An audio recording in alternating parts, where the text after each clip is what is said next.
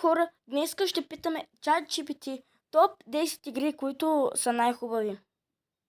Нека да видим.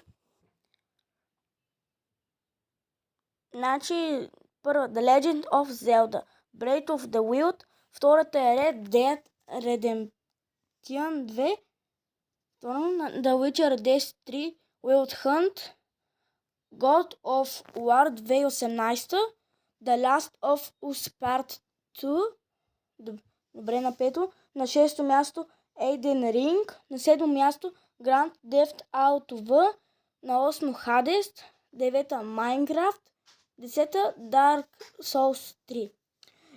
Аз в принцип съм впечатлен, ама Minecraft не бих го сложил на девето място, бих го сложил някъде на първо, а Red Dead Redemption 2 да е на трето място и така.